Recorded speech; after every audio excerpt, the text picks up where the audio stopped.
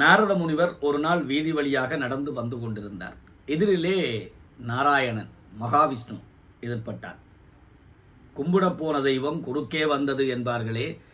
நாராயணா நாராயண நாராயண நாராயண என்று எப்போதும் நாராயணனை வணங்கிக் கொண்டிருக்கிற இந்த நாரத முனிவருக்கு பெரிய மகிழ்ச்சி. நமஸ்காரம் பண்ணினார். நாரதா வணக்கம், எப்படி இருக்கிறாய்? ஆசீர்வாதம் எல்லாம் முடிந்தது. இந்த உபச்சாரமான உரையாடல்கள் எல்லாம் முடிந்த பிறகு நாரத முனிவர் நாராயணனிடத்திலே ஒரு கேள்வி கேட்கிறார். பிரபு, எனக்கு நீண்ட நாளாக ஒரு சந்தேகம். இந்த மாயை என்று ஒன்றை சொல்லுகிறார்களே, மாயை மாயை மாயை என்று சொல்லுகிறார்களே, சைவத்தினுடைய அடிநாதமான முப்பொருள் உண்மையிலே பதி பசு பாசம் என்கின்ற அந்த பாசத்திலே ஆணவம் கண்மம் மாயை. மாயை என்கிறது என்ன? எனக்கு அதை சரியாக புரிந்து கொள்ள முடியவில்லை. அதை கொஞ்சம் விளக்குங்களேன். அப்படியா? நீ என்னிடத்தில் பாடம் கேட்கப் போகிறாய். அப்படியானால் அதற்கென்று சில சம்பிரதாயங்கள் இருக்கிறது. போய் நீராடி விட்டு வா. பாருங்கள், படிப்பை எவ்வளவு தூரம் கண்ணியமாக கடைபிடித்திருக்கிறார்கள். நீராடி விட்டு வந்துதான் பாடம் கேட்க வேண்டும். இப்படி எத்தனையோ. அதை இப்பொழுது என்ன செய்கிறார்? நாரத முனிவர் அருகிலேயே ஒரு ஆற்றிலே நீராடுகிறார். அவருடைய கையிலே ஒரு வீணை வைத்திருப்பாரே, அதை ஓரமாக கலட்டி வைத்துவிட்டு ஆற்றிலே இறங்கி நீராடுகிறார். ஒரு முறை தாழ்ந்து எழுந்தார், இரண்டாவது முறை தாழ்ந்து எழுந்தார், மூன்றாவது முறை தாழ்ந்து எழுந்தார். எழுகிற போது ஒரு அழகான பெண்ணாக மாறிவிட்டார். ஒரு பேரழகு பொருந்திய ஒரு பெண். அப்படியே நீராடி விட்டு வருகிறார், வெளியேறுகிறார். வெளியே வந்தால் அந்த நாட்டு இளவரசன் வேட்டைக்காக வந்து அந்த வழியாக வந்த இளவரசன் இந்த பேரழகியை பார்க்கிறான். பார்த்த உடனேயே அவனுக்கு நீராடி விட்டு வந்த இந்த பேரழகியை பார்த்த உடனேயே பிடித்து போய்விட்டது. அந்த இளவரசனையும் பார்த்த மாத்திரத்தில் இந்த பேரழகிக்கும் காதல் உண்டாகியது. இந்த பேரழகியை திருமணம் செய்து கொள்ள வேண்டும் என்று அவன் தன்னுடைய விருப்பத்தை தெரிவிக்கிறான். அந்த உரையாடல் உறவாக மாறி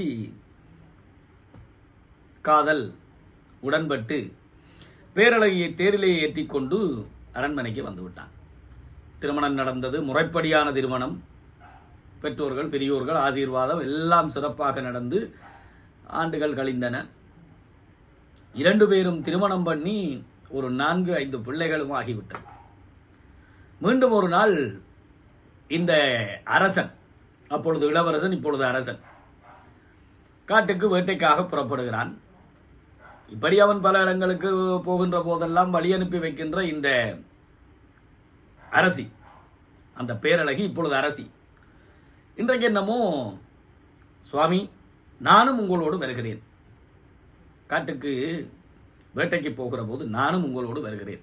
அரசனும் பார்த்தான், சரி பரவாயில்லை, அழைத்து கொண்டு போவோம். போயாச்சு. காட்டுக்குள்ளே போனால் பழைய அந்த ஆறு வந்தது. நீராடி இந்த பேரழகியும் இளவரசனும் சந்தித்தார்களே அந்த ஆறு. அந்த ஆறுக்கு போன உடனே பழைய நினைவுகள் எல்லாம் வந்தன. இப்பொழுது அரசி கேட்டாள், அரசே, நான் இந்த ஆற்றிலே நீராட விரும்புகிறேன். யாரங்கே? உடனே ஆவண செய்யுங்கள். ஆண்கள் எல்லாம் விலகி போங்கள். அந்த இடத்தை அலங்காரமாக பாதுகாப்பாக வேலி போட்டு கொண்டார்கள். இப்பொழுது அரசி ஆற்றுக்குள்ளே இறங்கினாள். நீராடுகிறாள். ஒரு முறை தாழ்ந்து எழுந்தாள், இரண்டாவது முறை தாழ்ந்து எழுந்தாள், மூன்றாவது முறை எழுகிற போது அழகியாக இல்லாமல், அரசியாக இல்லாமல் நாரத முனிவராக எழுந்தாள். நாரத முனிவர் நீருக்குள்ளே இருந்து, ஆற்றுக்குள்ளே இருந்து வெளியே வருகிறார். பதறி அடித்தபடி வெளியே வருகிறார். எங்கே என்னுடைய அரசு? எங்கே என்னுடைய ராஜா? என்னுடைய பரிவாரங்கள் எங்கே? என்னுடைய பிள்ளை எங்கே? என்னுடைய கணவன் எங்கே? என்று பதறி பதறி தடுமாறி துடிக்கிறாள். இப்பொழுது நாராயணன் அருகிலே வந்து நாரத முனிவருடைய கையை பிடித்து, நாரதா, என்ன குழப்பம் என்று ஒரு வார்த்தை. திடீரென்று சுயநினைவுக்கு வந்த நாரதன் முழித்தான். மாயை என்றால் என்ன என்று கேட்டாயே, இதுதான் மாயை. கேட்ட கேள்விக்கு விளக்கமாக வியாக்கியானமாக பேருரை நிகழ்த்தாமல் யதார்த்தமாக நடைமுறையிலேயே ஒரு பெரிய விளக்கத்தை கொடுத்து விட்டு கடந்தான் நாராயணன்.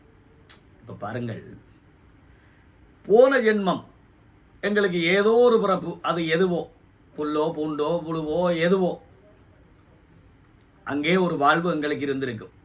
பிள்ளை, குட்டி, அப்பா, அம்மா, கணவன், மனைவி, சகோதரர்கள், வாழ்விடம், அது எந்த ஊரோ ஏதோ என்னமோ, ஊரோ பேரோ ஏதோ ஒன்று இருந்திருக்கும். அது எல்லாமே திடீரென்று ஒரு நாள் மரணம் என்று ஒன்று வந்த பிறகு அது இல்லாமல், நினைவில்லாமல் போய் இப்பொழுது இந்த உலக வாழ்வு, இந்த பிறவி, இதற்கு பழக்கப்பட்டிருக்கிறோம். திடீரென்று இந்த பிறவி எங்களை விட்டு போகிற போது ஆற்றுக்குள் இறங்கிய நாரத முனிவன் எப்படி தடுமாறினான், எப்படி மாறி விழித்தான், அந்த குழப்பம், அந்த மாதிரி ஒரு தெளிவின்மை எங்களுக்குள்ளே வரும். இதற்கு பேர்தான் மாயை. இந்த மாயையை இந்த கதை ஓரளவு எங்களுக்குள் விளங்க வைத்திருக்கிறது என்று நினைக்கிறேன். அது முற்றுமுழுதாக பரிபூர்ணமாக எங்களுக்கு விளங்க வைக்க வேண்டுமாக இருந்தால் அதற்கு காலம், பக்குவம், ஆன்ம வளர்ச்சி தான் எங்களுக்கு அதை உணர்த்த வேண்டும். மீண்டும் ஒரு நல்ல பதிவோடு உங்களை சந்திக்கிறேன். Subscribe the channel and like, comment, share.